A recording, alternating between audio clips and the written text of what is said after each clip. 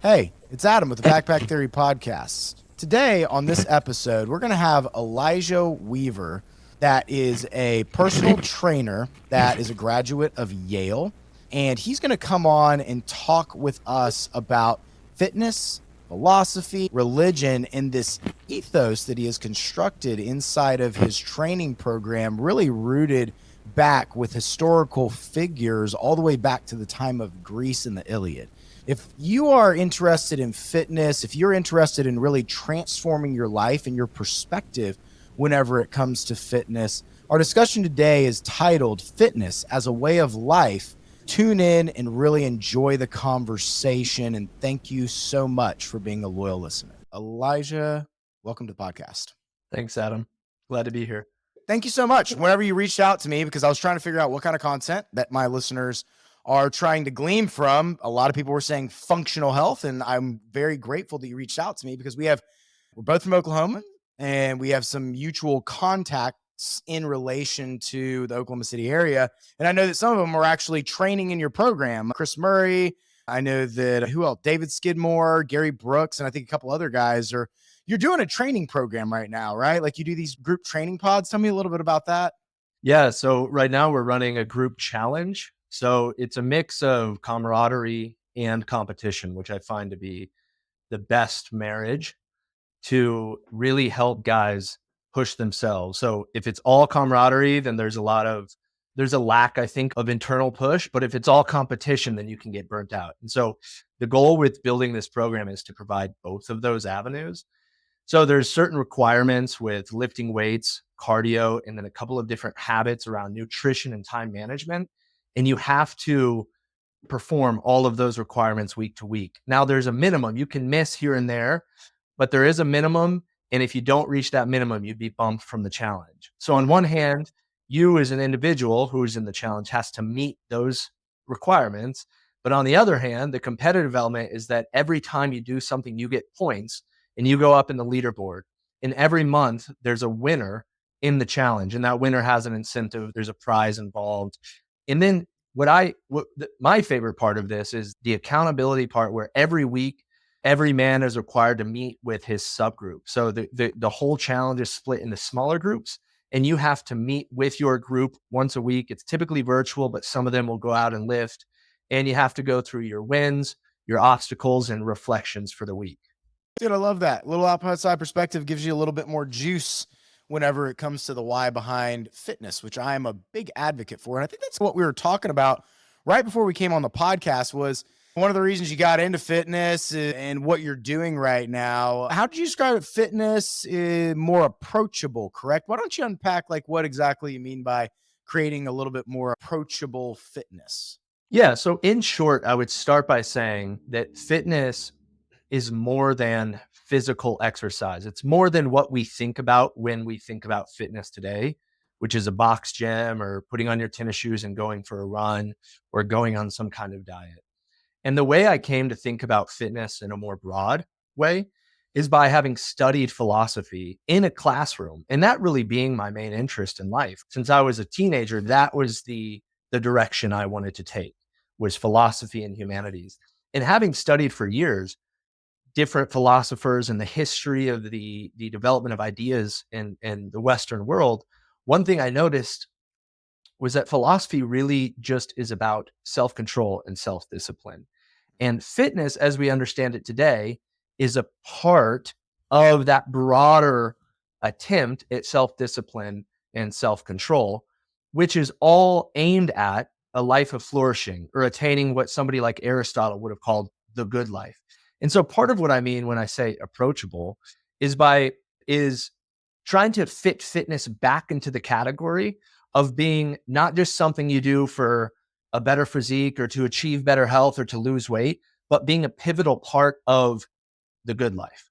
I love that. Yeah, I completely echo that. I was telling you before we came on, I do purpose coaching, and I have a client that I'm working with that he's a physical trainer, and he really got burnt out because it was the whole reason he was training was for affirmation. He was training so that people would accept him. He was training for the materialistic value, and that was about all it was. And you can only get so big, you can only get so fit. Or if you're someone that's not fit at all, it seems so far fetched of the why behind actually integrating that as a part of your life. Fitness is medicine. Like the way that you treat your body is literally medicine. And that's what I went through with him. And I love what you're doing is that fitness should be integrated as a part of our life. It should not be it would be convenient to actually get fit. It's no, like by getting in shape, by actually building skeletal muscle, you're battling a lot of these diseases that we're seeing very prevalent in our society today. And so I love the approach that you're taking. And you touched on something that I actually want to ask a question on. You went and you got your master's in religion and philosophy and religion, for goodness sake. So like in relation to that, in that major, like what is something in that you learned that kind of helps with your current role? Oh man, we would be here for hours if we dug deep into that. Just give me what like the biggest thing is that really plays into it. The biggest thing is the conviction that Christianity, I started actually with a biblical studies degree, a bachelor's, and then I went and did broader religion and philosophy. And it's the conviction in really both of those worlds that man is made for something, that he has an ideal shape or form, not physically, but an ideal spiritual shape or form, that he has a destination to which he is going.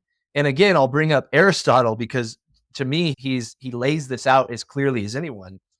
He begins all of his philosophy with the basic conviction that human beings desire the good life. They desire to live a life of flourishing, what he calls eudaimonia, which just means a good spirited life. And that is the basis from which I do all of my training. In a way, I start at the end, which is that you, Adam, or me, or whoever I'm talking to, you are meant for something more. You have a destination, and that destination has something to do with cultivating greater virtue, which with becoming more of who you are meant to be. One way I put it is by saying, actualizing the potential that you have within you. I love that. Actualizing the potential you have within you. And I think that it's very interesting in relation to being around.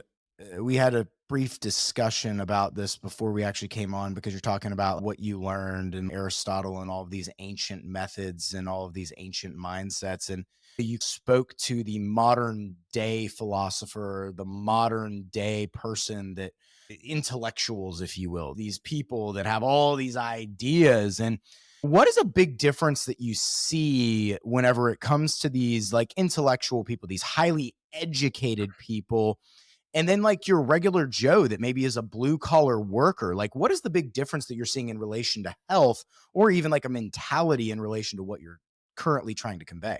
Okay, so what comes to mind when you mention this dichotomy between the academic and maybe the everyday person, which is a bridge that I'm trying to build. So I'm glad you brought this up. And what immediately comes to mind is something I actually talked about recently in another video, which is these three parts of the human being that would have been very at home in the ancient world, especially the ancient Greek world.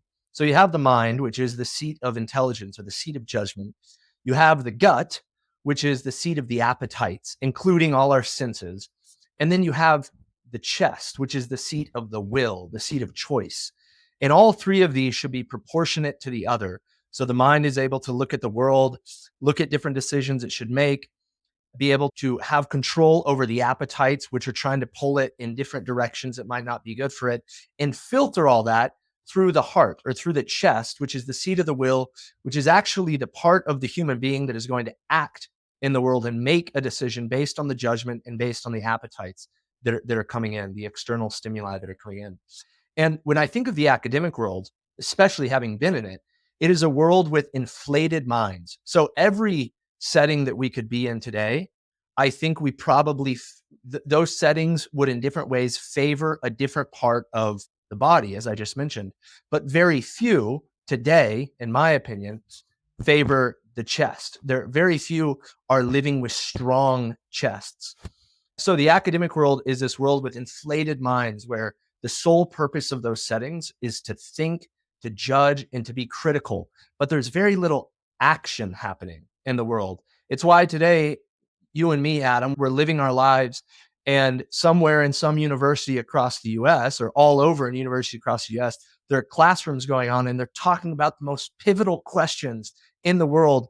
And yet, when it comes down to it, most of that's not going to have an impact on our lives. It's because those are places where you really inflate the mind. And then when I think of, now I'm not saying you mentioned that dichotomy within an everyday Joe, if you will, but I do think in the settings that you and me typically are in the everyday world, the world of business, the world of simply living, we actually tend to have bloated guts, figuratively bloated gut, where we are living lives controlled by our appetites. And this is part of when I say fitness as a way of life, I believe that fitness is more than just exercise. Fitness is about getting your appetites under control through a proportionately sized mind and intelligence in order then to act in the world. And so that's the dichotomy I would make. And in my own life, my goal is to strengthen my chest, strengthen that seat of action. Because personally, I think I went a really long time overthinking. I was a chronic overthinker. I had an opinion about everything, but there was very little action in life. Interesting. Yeah, I love your explanation on that, the way that you broke it down, especially whenever it came to the action versus the intellectual. If you look at your average man, we have the average person, the average worker, if you will, is taking action every single day based off of what the higher intellectuals believe that should actually be conveyed. But that connection between the two so often is missed. And so I love how you had an experience whenever it came to being an intellectual or an educated individual in one of these universities. And then you said, hey, I really want to bridge that gap to where I can bring the intellect with the actual action. And then we can combine those into something that actually manifests into a reality. And I'm one of the reasons that I also, for many years, was a massive thinker. I would think, but I never actualized things. One of my favorite things to do, and if anybody knows me or is listening to the podcast, is journaling. Because the power of journaling, whenever it comes to taking a fleeting thought, this thing that seems like it would make sense, and then actually taking it, putting it into paper, and then formulating an action by sharing those thoughts with other people and coming up with a plan, has just completely transformed my life by actually taking that action from that thought, actualizing and manifesting it into the real world, if you will. And is that kind of what you're speaking to, is like the intellectuals, they have these high images or inflated egos of what it should be, but then the plan to actually deliver or get there is never actually manifested? Yeah, that's a really good way of saying it. And I would be careful myself not to demonize intellectuals, because what's important for me is a balance, a proportional balance of those three parts I talked about. And I think the issue is when you have one dominating the others in a way that shouldn't be. And that's definitely a thing that can happen in those environments. And I would say one thing that I feel pretty passionate about is that resentment is the opposite of action. So when you're just sitting and thinking with no catalyst for action, it's really easy to begin developing resentment, which resentment is simply a result of the feeling or the reality of powerlessness.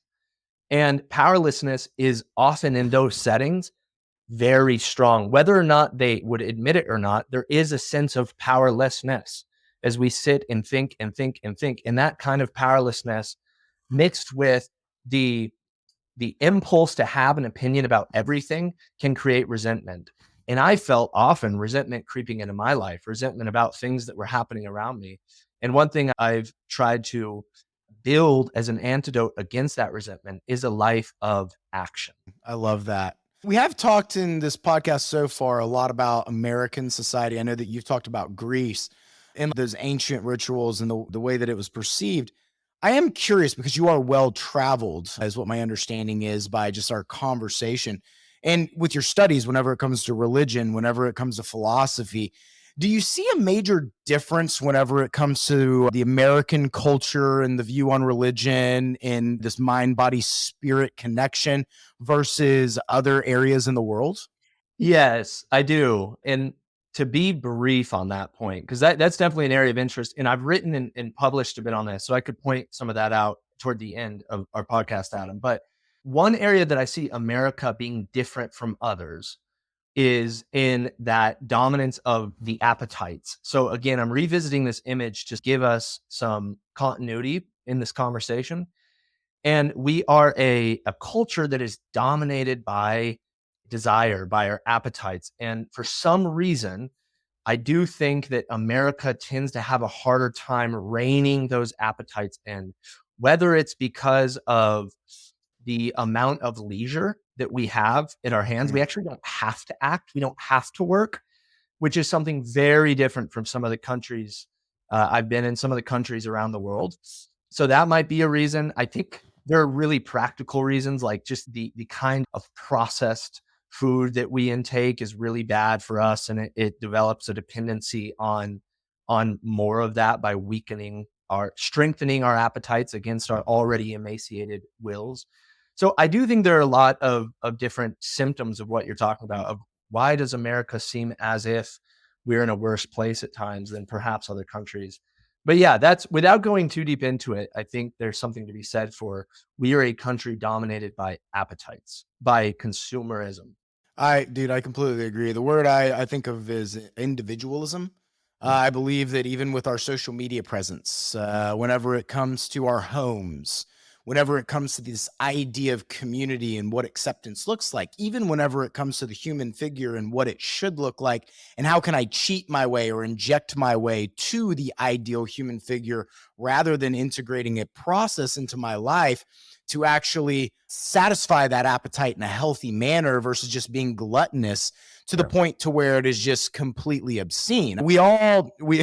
It's that old saying, what is it? You work hard to buy things, to impress people that you don't even like. Yeah. We do these things for acceptance because we don't have a strong community. We don't have the strong ethos that is rooted in something grander than ourselves. And go ahead. Yeah, no, you're exactly right. That the way you said that, Adam, makes me think. I think in other countries, there is still a stronger sense of traditional religion, even if everybody's not actually practicing it. There's a stronger piety, definitely, in other places. Now, America is incredibly fractured. So even though religion still is strong here in certain areas, we're also a very fractured country. And I do think that ideal, that transcendent ideal, whether it's formal religion or informal religion or some kind of philosophy, that ideal is almost non-existent. And without an ideal, we don't have an image of the human being, like I talked about at the very beginning, that we are striving to become. And without that image that you can think of like a summit of a mountain that we're all striving to become, then that part of action becomes unneeded. And all that's left are tyranny of the appetites, which, image or not, for which we're striving, those things are going to be working, and they're going to be grasping at everything around us, at pleasure, pleasure, pleasure, avoidance of pain. So I think it's absolutely pivotal that we have some kind of transcendent horizon of who or what we believe human beings should be to keep ourselves from falling into the mess that most of us find ourselves within in America. Oh, I could not agree more. My girlfriend and I were talking actually yesterday. She's Hungarian, and we were talking about this dichotomy of like what traditionalism looks like in the like Hungarian culture, even whether you're Christian or whether you're Catholic. And we were talking through whenever it comes to the actual, just the traditionalism and like just the respect factor of what exactly that looks like. And like here, how it's just so relaxed and it's almost has no respect metric whatsoever. But that also goes down to just this individualistic idea of the fact that we don't really need community. We don't really need to work hard. We don't really need to connect because we literally live in a consumer society where you can go get a credit card and buy whatever you want and fake it till you make it until it ends up catching up to you. It's the same thing if you want to go. I don't know if you've read a lot about in research this new injection drug whenever it comes to the diabetes drug. And these people are taking this injection over and over again to artificially satiate, like drop their appetite so that they don't eat as much. So they're literally starving themselves. And now these people are coming off of this injection. Now, again, there's nothing wrong with the bridge. I'm a strong believer in bridge. I'm a strong believer in SSRIs, like whenever it comes to like mental health and depression. I'm a believer in a lot of things if it's used as a bridge, a short-term bridge for a long-term actual thought through lifestyle change, or as the theme of this is, fitness as a way of life, but we look at ways to cheat the system. We look at ways to get instant gratification instead of actually doing the things that cause us to have to connect to society to support other people and ourselves to work towards longevity. And even whenever it comes to the support system that you're speaking to, whenever it comes to these group training sessions, the level of accountability and transparency and ownership, the individual ownership that really lacks in American society, in my personal opinion. We want to deflect, we want to distract, we want to push these things off, just facilitating that kind of community. Is that what you're starting to see as you're training these men in these groups? Is that kind of openness and drop down of the ego? Yes. And part of that is because with just a little bit of work, people will quickly see what they're capable of that even a day before they didn't know. And that's one of the goals, is that if you are able to do a little bit and a little bit, one day at a time, you'll start realizing what you're actually capable of. And that realization is what opens up the door to that image of who you can become. And so you bring up that medicine, for example, and I don't want to harp too much on Ozempic, even though I could. Something that I think has a pretty negative impact on us is processed sugar. And processed sugar is ubiquitous in our culture. It's everywhere you go. And the typical way that somebody encounters processed sugar, say you walk into a restaurant, I just had this happen this week, and there's a big glass case with a ton of different sweets. You had no intention when you walked into that restaurant, maybe that coffee shop, of getting a sweet. That's not something that crossed your mind. When you walk in, though, you see them, and your appetites automatically are going to respond to that. I want sugar. And unless you filter that appetite through your rational mind, the seat of judgment, where the image of who you want to be, what you think the human being should be, is constantly cultivated and renewed and thought about, then you will automatically cave to that appetite. Obviously, processed sugar is not the worst thing in the world at all. But what I'm trying to say here is that without constantly thinking about that vision of the ideal human being, of the transcendent horizon, and I don't think most people are doing this, then they don't have a place to filter those things that are happening in the world that are drawing them into those bad habits that are pulling them in, to filter those through and then to act accordingly in order to get closer to that image that you have of yourself that probably doesn't involve caving at the moment to this brief and temporary appetite.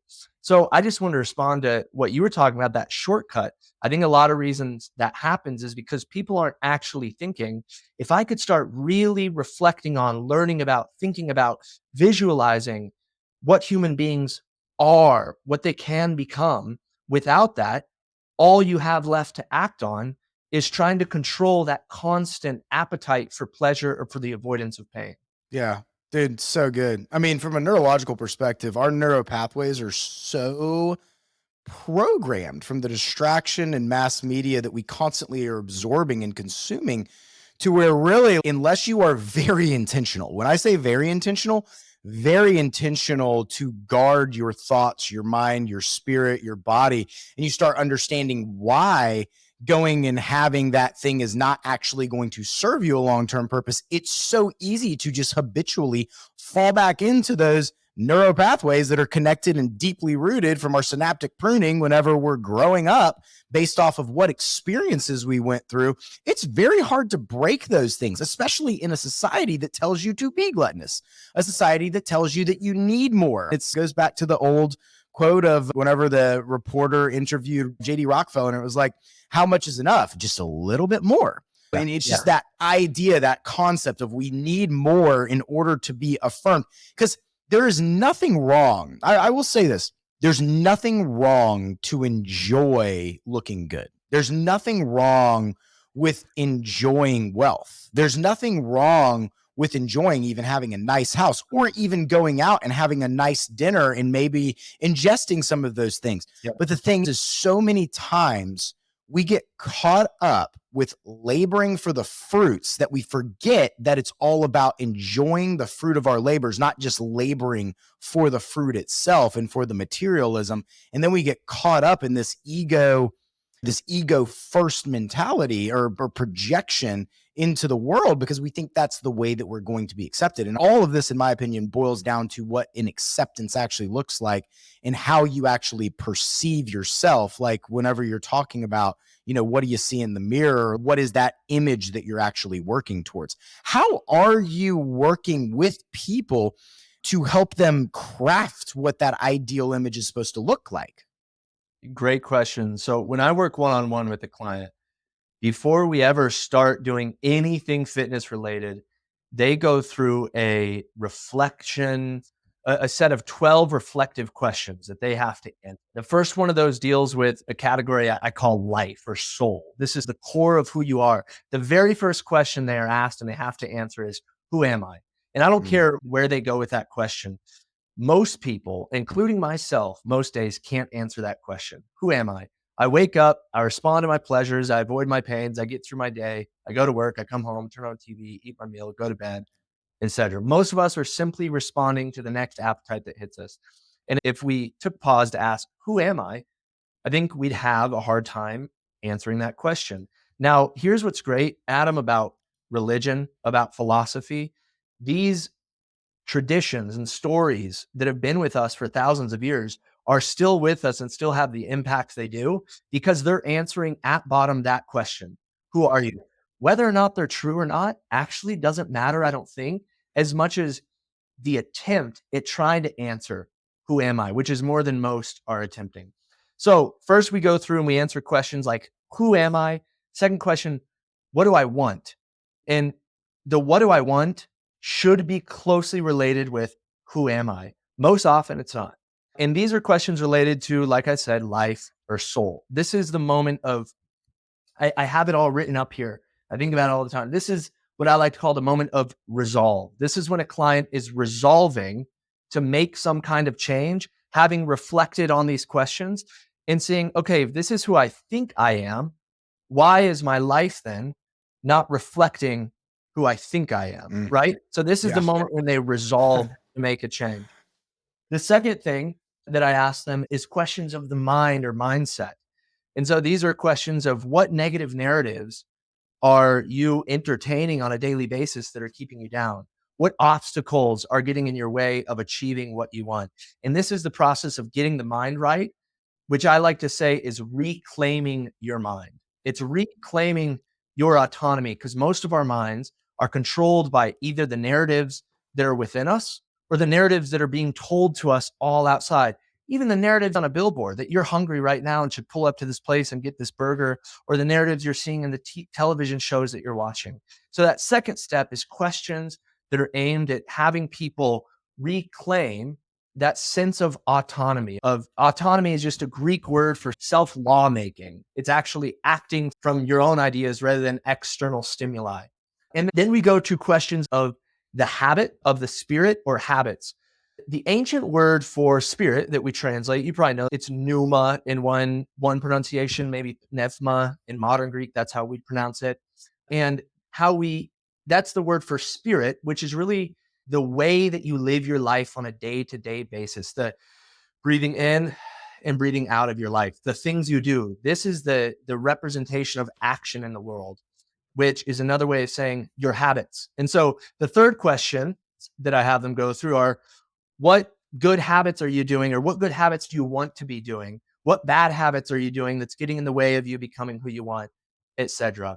And so there's this process of these questions that they go through, which is like a self-made roadmap of resolving to change, reclaiming their mind and autonomy, and returning to the ideal of who they want to be through the actions that they would perform on a day-to-day basis. So you have resolve, reclaim, return.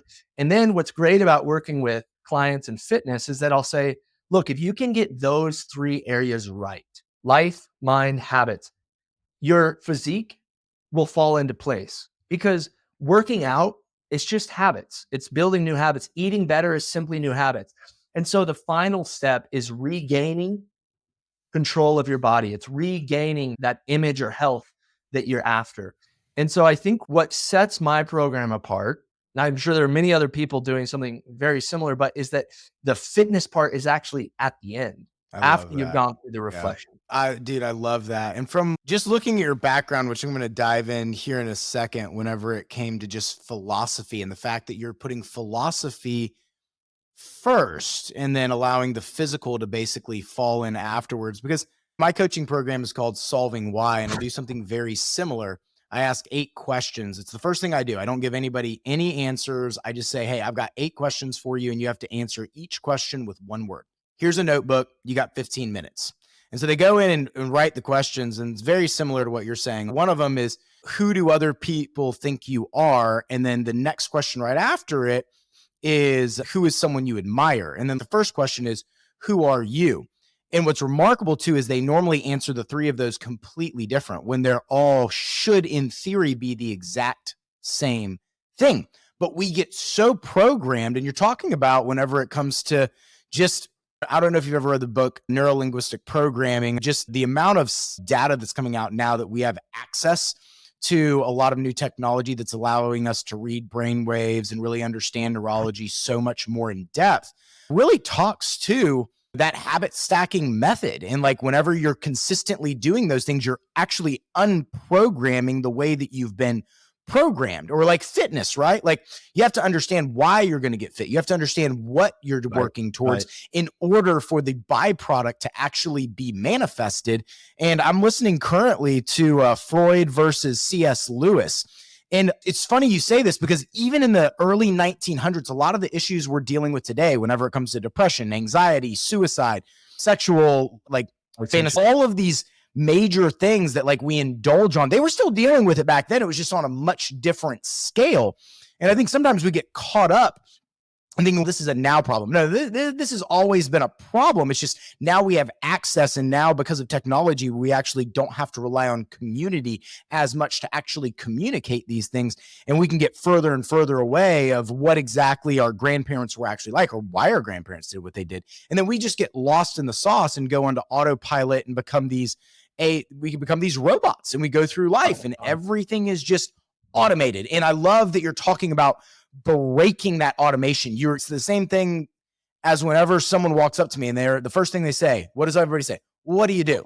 And what does everybody automatically go? My job. Because your ego, because who you are is actually tied to a title. So what I've begun doing is whenever it's like, what do you do? I say, in reference to what exactly? And whenever you do that, you actually trigger something in their mind to where they're so automated because they're preparing for the next response, and you give them something just a little bit different. They have to literally go search for something else to actually respond with that. And so I love the fact that you are intentionally breaking that automation to allow them to actually start realizing why they are working towards these things, what it is doing for them. And dude, I think that's absolutely beautiful. And it's what we need more whenever it comes to breaking the cycle of automation. And in relation to that, I'm just curious, like, if you are really going to talk about what the most important pillar of health is, what would that be? Clarify a bit, pillar. What are you thinking? What is the most important pillar of health, in your opinion, in relation to all of this? Controlling what goes in. Interesting. So diet. Yes. And I think broader of the appetite. I know where you're going. Keep on going. I love this. I think of even the music that we listen to, even the settings we go into, and the kind of people we spend time with. Now, here's something tricky. Here's a personal quandary I'm wrestling with. So I was reading Mark this week, and there's the passage, it's like Mark 7 or 8, and Jesus said, it's not what goes into the body, but what comes out that matters. And I think that these ideas they're not necessarily opposed. I think Jesus was talking in a specifically religious context where they were very concerned with different types of pure or impure foods. So that kind of threw off this idea that I've been very convicted about for a long time. But I do stand by it. And I see it in my own life, like the kinds of things I listen to, the kinds of words that I hear spoken from the people I'm around, even the kind of words I speak and that I then imbibe. So I'll tell you this, Adam, my wife and I don't own a TV. I love that. It doesn't mean I don't pull up my laptop and watch the Thunder games during the playoffs, rest in peace.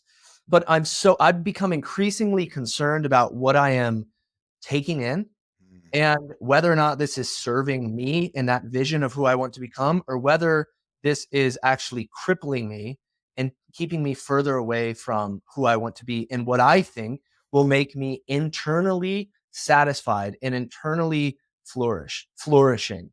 And so I think the most important thing about health is what you take in, and that really begins with food, but by no means does it end with food. Dude, I love that you said that because I've had this conversation with people before. Your diet is not just what you eat. Your diet is what you Yes. consume. And I read a medical journal study the other day, and it was talking about whenever it comes to older people and just this explosion when it comes to dementia. And this explosion whenever it comes to Alzheimer's, which is tied to tau proteins and the APOE4 gene and some different other, there can be genetic factors. However, one of the leading causes is whenever it comes to your cognitive reserve declining is watching too much television. Oh, yeah. And it's unbelievable, the research. I don't have it sitting in front of me because I didn't know we were going to go here, but I actually did another podcast about it. And if you're constantly being stimulated and you're constantly being told what to say, what to think, and you're not actually thinking for yourself and you're not producing thoughts, your cognitive reserve literally declines. And then it creates unhealthy levels of cortisol, which is the stress hormone in your blood system, which actually pushes up into your limbic system and can actually alter your long-term memory mechanisms in your brain that also contribute to cognitive decline at a more rapid rate. And so what you're ingesting by what you see, by what you hear, by what you do literally affects your health. So I love the fact that that was your primary pillar in what you addressed. Absolutely, man.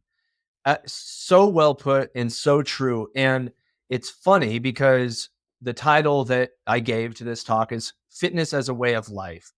And part of the intention with that is to say fitness is much more than this compartmentalized thing you do for an hour a day at the gym or on the treadmill. Fitness is about how you live your entire life.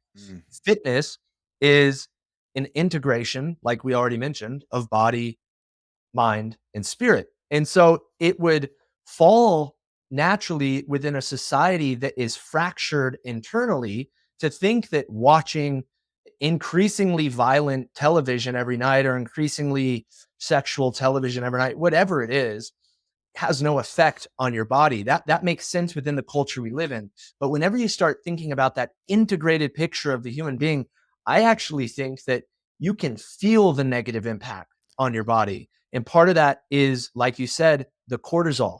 It's the difference between good dopamine and bad dopamine, of eating processed food and eating a home cooked food of meat and veggies. And the more in tune you become, this is part of my goal with clients, the more in tune and autonomous you become, the more you realize not just theoretically that these things are bad, the more you feel them to be bad. Because as Plato says, our bodies are going to reflect our minds. Bodies are simply a reflection of where we are here. And that's a conviction I hold very deeply. Dude, I love that. You said it so well. I'm not even going to expound on it because it's so true. And we really don't guard our minds. One of my favorite things that I do, so I wake up every morning and I've really started practicing this. I saw my dad do it whenever I was younger. I thought he was crazy. Wake up every single morning, I read a book of Proverbs to renew my mind. And it's crazy as I do that. And you just think about the term renew your mind and you don't understand how important that is. Because a lot of times, depending on where you went, me in my past, I fell way away from God, fell way away from my true self and who God created me to be, and lived this egotistical projection for years of needing to be accepted. And I didn't realize the impact of what I was doing, going to bed, watching television, watching pornography, doing these things that I really was like, that's what everybody else is doing. And now that I wake up and I'm intentional with my time, I watch no television, dude. Like the only thing I watch is like podcasts. I listen a lot. I write a lot, even sports. Like I love sports. I love the atmosphere. I love the camaraderie, but I have a hard time watching it. And the relationships that I've started developing with people that also do not watch television, it's remarkable the amount of intimacy, true intimacy that is created and facilitated whenever your entire life is not revolved around distractions and things that you need to basically fill this hole inside of your health that could draw out those negative energy or those negative situations that could, and then they do. And that's the crazy thing. What we really don't address is the fact that if you're ingesting this all the time, you are going to manifest it in your life at some point. And then it starts manifesting, and we start going, why is this manifesting in my life? It's because it's literally what you're intaking consistently. Like, you can't tell me that you listen to a rap music over and over again and it's not programming you to do what the rap song says. You just can't tell me. You're brainwashing yourself. You are linguistically programming your brain and your neurons and those transmatter and those synaptic processes to literally yearn for and start finding those things and manifesting them into your real life. And it's something that is completely discussed in our society. And I do want to touch on a little bit real quick before we end the podcast. Tell me a little bit, because you went to Yale, the path that you were on could not have possibly been the direction you're at now. When did you hit like this wake up to where all of a sudden you were like, I want to do something a little bit different? Man, yeah, it's such a good question. And I've asked myself that repeatedly to figure out some of those transition points. It definitely wasn't at Yale or even immediately after Yale. I was still looking to fulfill this academic itch, this idea that I would have an academic future. And my life at those times, and I've talked about this on another podcast, was not ideal. I was not fit. I did not sleep. I struggled with anxiety. I didn't eat well. I go down a laundry list of negative habits I had in ways those were negatively impacting my life. That's not to say that there wasn't a lot of positive and that even my experience at Yale wasn't incredibly positive. But the point I'm trying to make is that it wasn't until recently, probably the end of 2022, that my mind started shifting a bit toward more what I'm doing now. And the reason that happened actually began at this program I did at Ralston College, a master's in the humanities, when I went and spent 2 months in Greece. And although I was already a huge fan of ancient philosophy, of Aristotle especially, I got a renewed introduction to many of these ancient thinkers, especially as we approach them in the original language, the ancient Greek, which I still read today just because of its richness over and against translation. And what began to happen as I got even more serious about the philosophy I was reading was this realization that philosophy is about being in the world. It's about getting greater control of yourself, as you and I have been talking about for the last hour, getting greater control of your appetites in order to pursue that vision of what mankind can be. It's not just about tossing ideas around in your head and inflating your mind to have good answers to good questions. It's about it's about optimization. We hear optimization all the time in the fitness industry. I actually love this word because most people using it don't have, they don't necessarily mean or think about the things that I like to think about when using it. But when I think of optimization, I'm literally thinking the life of philosophy, of the pursuit and love of wisdom, is a life of human optimization, of being fully alive in the world.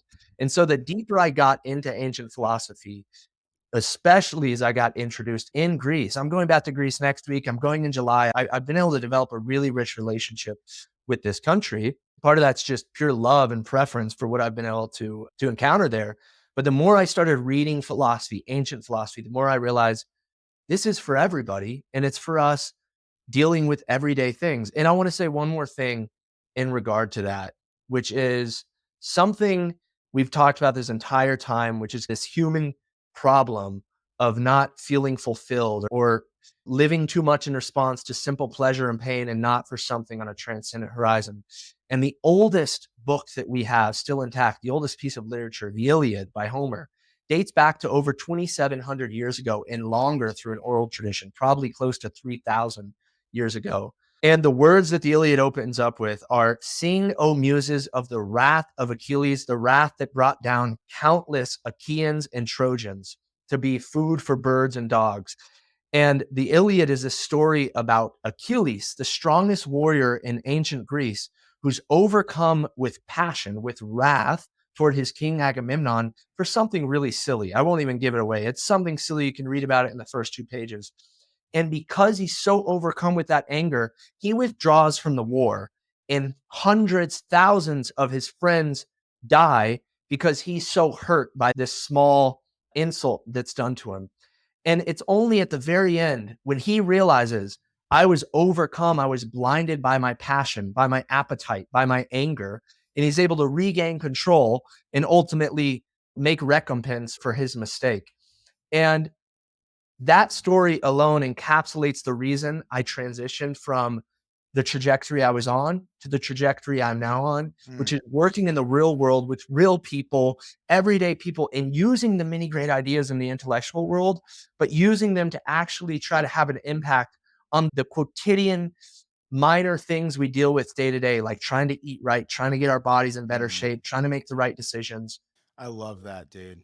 I love that you took something, oh man, something that someone could have held on to as like this identity and could have stayed in this realm of the clouds, if you will. And then you said, you know what?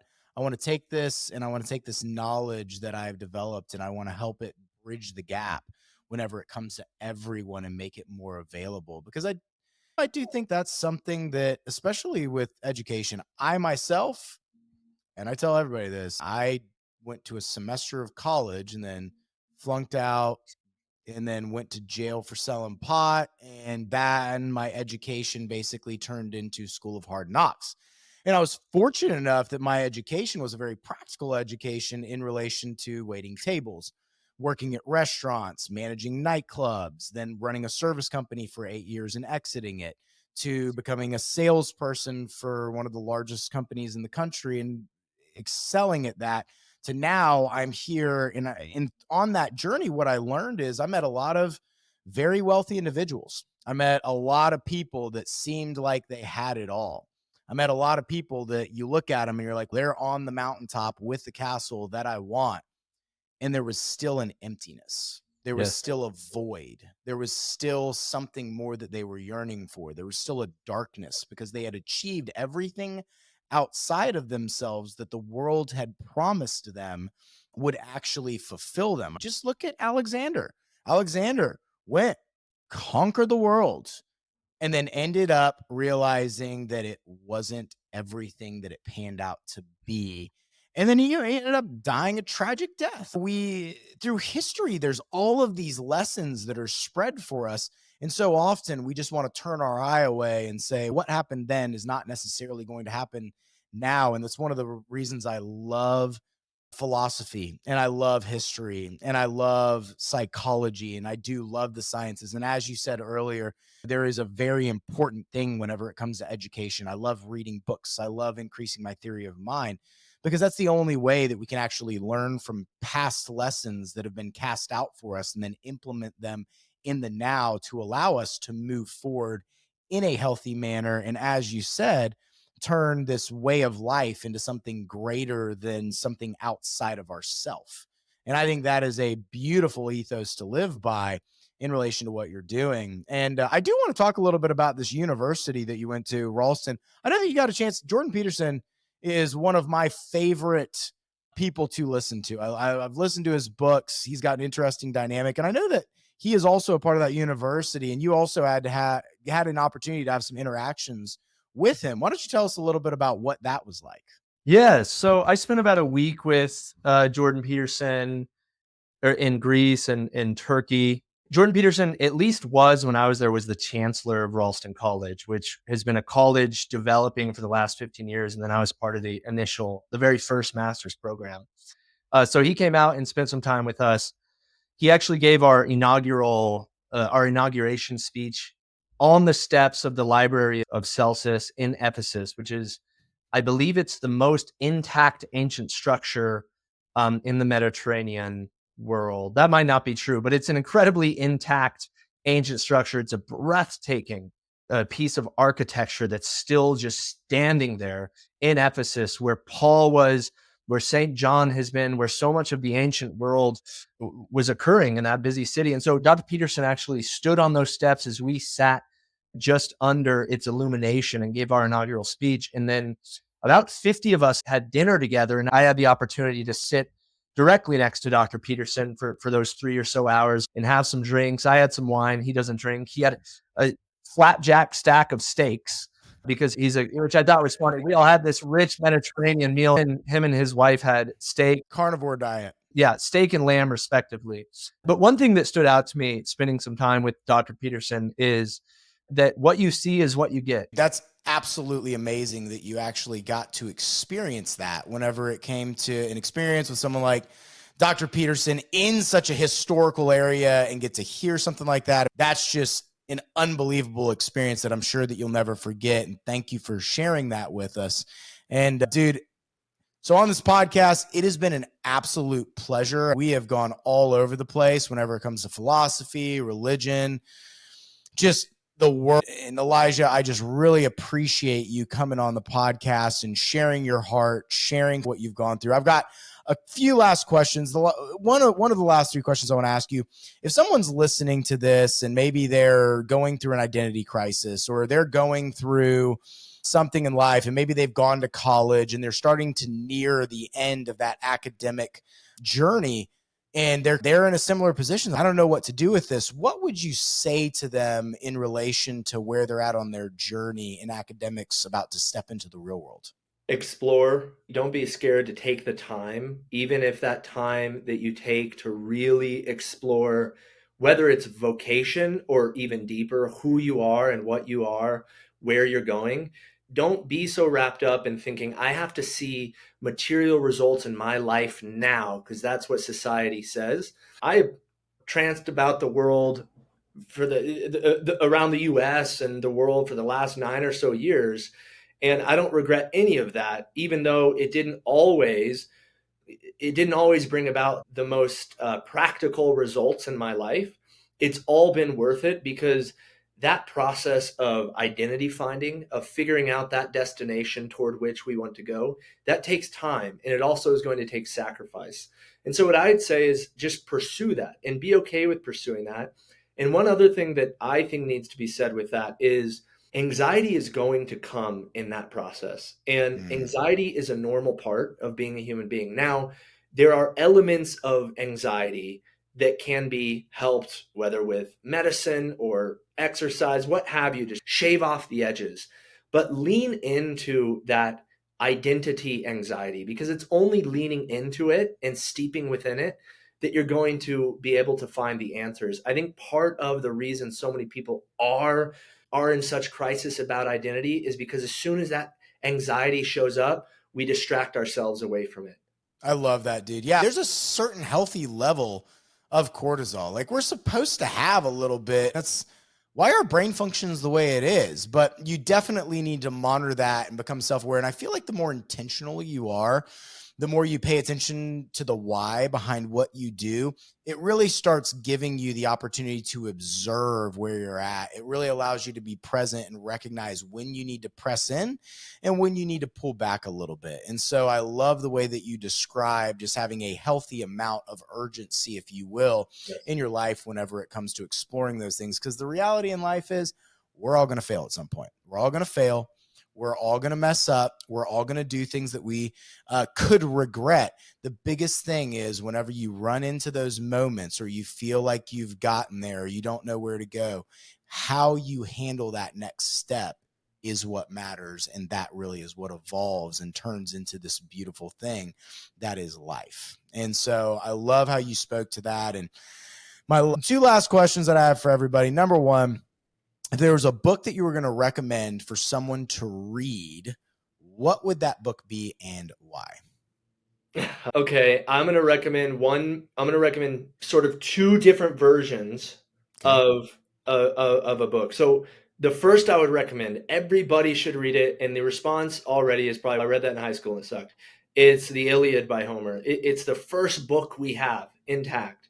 And I posted about this recently. Every issue that we talk and think about today is inside of that book. Now, I was telling my brother about the Iliad recently, and I said, read it slow, which is counterintuitive. Like, you want to read books, get through a book like that, which comes off as dry. You want to read it fast. But I think if you read it fast, it's boring. Read it slow, take in every word, really imbibe what you're reading. And I think it can not only be entertaining, but actually life-changing. Because like I said, the human problem It's in that book. The human internal conflict between passion and reason, our relationship with God, with a transcendent order, our conflict with one another, our camaraderie, our competition, even our relationship with the world, with the earth and nature and animals. It's all in there. Now, it's not all exhaustive or comprehensive, but so much of what we wrestle with even today is in there. They were asking the same questions 3,000 years ago. So that's the book I would say to read, which also I think paints a picture of the human being that we should strive to become, which is rooted in the virtues of courage, wisdom, temperance, and justice. If that's too dry, then I would recommend a book that I discovered last year called Gates of Fire by Stephen Pressfield. And this is a fictionalized book about the defense of the pass of Thermopylae, what the movie 300 is about. And this book, it's an excellent read. I'm reading it for the second time. It's a novel. It's a fun read. It's nothing like the Iliad. It's a modern novel, but it still encapsulates a lot of those same ideas within the same world that the Iliad does. So read both if you're inclined, but those are the two books that I would recommend. I'll always recommend the Iliad, but most recently I'm really on Gates of Fire. I love that, dude. I have not read either, so I'm going to have to read both. Now I'm adding to the book list. Thank you for the recommendations and the why behind it. Second question, if there's one person in your life that has impacted you the most, whether it be that you know personally or by a distance, who would that person be and why? Do they have to be a living figure or a... No. Okay, so this is going to sound ridiculous. And if you know me, you already know the answer to this. I read a biography when I was 17 by David McCullough on John Adams, the second president of the United States. And while, of course, I've been impacted by many, many people since, many living, I have unbelievable family and friends. And of course, I could make a long list of people that have made a deep impact. So much of who I am today and many of the reasons for where I am now have to do with reading that book about John Adams, who I think balanced reason and passion so beautifully, accomplished so much, had his priorities straight, because everything that he tried to accomplish, even though he was constantly tempted by pleasing himself, everything that he tried to accomplish was for other people. It was for a higher thing than himself, which was, of course, the creation of the United States of America. And I just think John Adams had such a beautiful idea of the human being when he is truly ruled by virtue. And I read that biography, and I really have to say that probably shaped me more than any other book I've ever read. In fact, I think it's right here on the back of my shelf. You can see I have about 4 books in a row back there on John Adams. That's incredible, man. That is definitely the most random that I've ever had from anyone. So you definitely win. So in closing, Elijah, if someone's listening to this, they've heard it, and you are going to give a 60-second or less dissertation on how they should integrate fitness as a way of life, what would you say? Figure out who you are or who you want to be, and think about that constantly and learn about it, reflect on it, pray about it, get that image ever present. And then go to work reclaiming your autonomy in order to be less tempted by and controlled by things that are not in your favor or things that are not going to help you attain that goal. And the best way you can enter in that today is by fitness and personal exercise. So starting to lift weights, starting to move more, starting to do more cardio, starting to eat better, starting to wake up earlier, all of these things that fall under the umbrella of fitness. All those is getting greater control of the body, which for many of us continues to control us for good some, but also for ill on a day-to-day basis. And that for me is what fitness is all about. It's reclamation in order to actually pursue what we know will give us true flourishing. I love that. Elijah, dude, this has been such a good conversation. We might have to do a follow-up on this because I really want to hear about the trip you're going on to Greece and taking all those people. But I mean, dude, it's just been truly a pleasure. And you have any final thoughts or anything else? I don't think I do, Adam. I really appreciate you coming on the podcast. Thank you so much. It was a pleasure. Well, it's Adam on the Backpack Theory podcast. Until next time, thank you for tuning in.